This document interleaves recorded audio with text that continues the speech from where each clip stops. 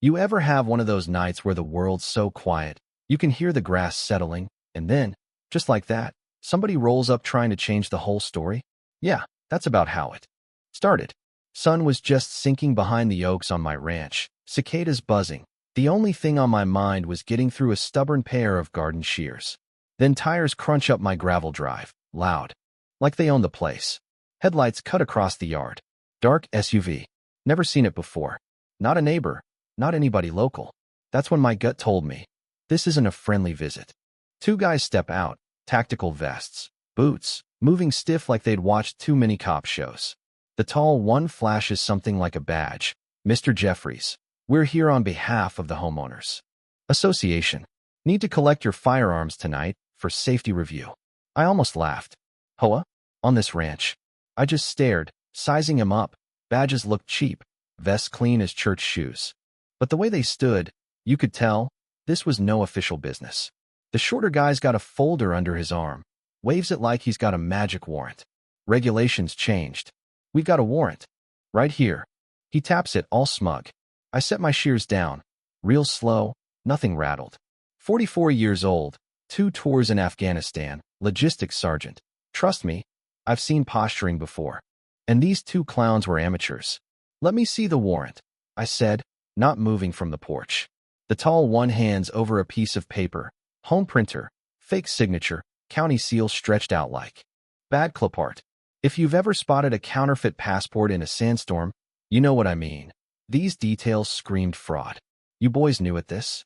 I asked, voice flat as a skillet. The short one puffed up. Just hand over the guns, Mr. Jeffries. Don't make this harder than it has to be. He expected me to fold. Instead, I pressed the remote on my belt. Floodlights snapped on. Yard lit up like a football field. Both squinted, hands up, suddenly unsure. You're on camera now, I said, looking right at the lens above my door. Every word, every move. You could feel their confidence drain away. Most folks, I guess, would have been scared. 2 armed men, after dark, talking about warrants and rules that never existed. Me? I felt that old muscle memory kicking in. Overseas, I learned you don't panic. You adapt. You gather intel, control your ground, and never let the enemy set the pace. I asked for the sheriff's name. Dead silence. We don't answer to him. The short one says, voice cracking. We answer to the association. Now, I know every face at the sheriff's office. These guys weren't on the list. Escalate. I echoed, watching the tall ones. Hand drift toward a poorly holstered pistol. You're trespassing. I got about 2 minutes of patience left. Their story kept shifting. Nearest neighbors half a mile away. Didn't stop there, did you? They stuttered. I lowered my voice, just enough to make them lean in. If this is official, where's your squad car, huh? Why re you in a black SUV, no plates? The short guy shoved the fake warrant in my face. We've got authority here. I snatched the paper, slipped it in my pocket. Not anymore. This is evidence now. The tall one bristled, hand flexing by his side. But if he thought a gun would settle things, he'd never been in a standoff with a sergeant who's wired his ranch with more cameras than a casino. I angled myself, so every move was recorded, pressed another button, steel. Bars slid behind my windows, back door locked down, gate at the drive dropped shut. You boys want to keep playing, go ahead, I said, but understand something, I don't bluff. You should have seen their faces. That tough guy routine, it was slipping fast. You making a mistake, the tall one growled. We can call in backup. Go ahead, I told him, phone in my hand now, recording. Red light blinking. They hesitated. No radios, no real plan. Just 2 men caught way out of their depth. Finally, I leaned in. Let me see that warrant again. Short guy handed it over. Hand trembling. Blurry header, phony seal, a name signed as Officer McIntyre. There's no such man in our county, and everybody local knows it. This is a felony, I said, voice cold. Impersonating law, trespassing, carrying arms. You sure you want to keep going? And just as things were about to boil over, I pressed one more button. Sirens blared, echoing off the fence. Not the real sheriff, but they didn't know that. Both started to sweat. The short one looked like he wanted to bolt, the tall one's jaw locked, eyes darting between me and the driveway. You touch that weapon, I warned. You'll regret it. Deputies will be here before you can blink. That broke the spell.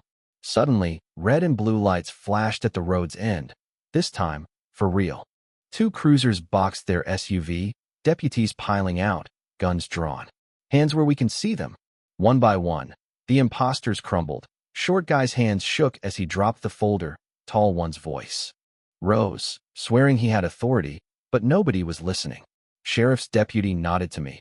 Everything on camera? Every minute, I replied. They cuffed both men, deputies shaking their heads at the fake paperwork, the dollar store vests, the pathetic act. One deputy muttered, "You'd be surprised how many fall for this. But you." First one to turn the tables. Word spread fast. By morning, neighbors who used to nod and wave were now pulling up, nervous, asking what happened. Janine from next door brought coffee, worry creasing her brow. "Never thought I'd see this here, Roland. We don't even lock our gates. You'll feel safe again," I told her. "But only if you're ready to protect it." We gathered out by the barn, neighbors leaning in, everyone on edge. "How'd you know?" "They were fakes," Clark asked, toothpick working his jaw. "They didn't know the sheriff's name. No squad cars. Cheap gear. Real authority doesn't hide." I could see the fear shift in the crowd, anger settling in its place. "What now?" Janine asked. "You prepare," I said, "and you stand together. That's how you keep the peace." A few days later, Sheriff Hart called me in, his office thick with case files. "What happened at your ranch? It's part of a bigger problem. Scams all over the county. Pairs of men, fake utility, fake code enforcers, targeting the rural folk. You're the first to fight back." He opened a file, pictures of other suspects, different faces, same pattern. "They're pawns," he said. "Somebody's pulling the strings." Town meeting that week. Every chair packed. The old community hall buzzing. Sheriff Hart told them, "This isn't over. There's a network, and until we cut off the head, it'll keep coming." He pointed at me. "Roland Jeffries here did exactly what we all need to do: verify, document, refuse to hand over what's yours without proof." I stood, awkward as hell, but told the truth. "I'm no hero. I just treated it like hostile ground. Trust, but verify. That's the only way you stay safe." That night, I sat on my porch again, coffee in hand, stars bright over Texas, floodlights blazing just a little longer. My peace, maybe it'd never be as simple as before, but now I understood. Peace isn't just quiet. It's being ready. It's not paranoia. It's survival. So let me ask you. Yeah, you watching. How much do you trust without question? Who gets a free pass to your front door? Maybe you never had trouble come knocking. Maybe you think it can't happen where you live. But trust me, it can. And when it does, it'll test everything you thought you knew about safety. So share your thoughts. Did Roland go too far, or not far enough? Where's the line between caution and paranoia? Drop your comments below. Let's hear how you'd handle it. And if you want more stories that make you double-check your locks and rethink what you trust, go ahead, hit subscribe. There's a lot more out here than you think.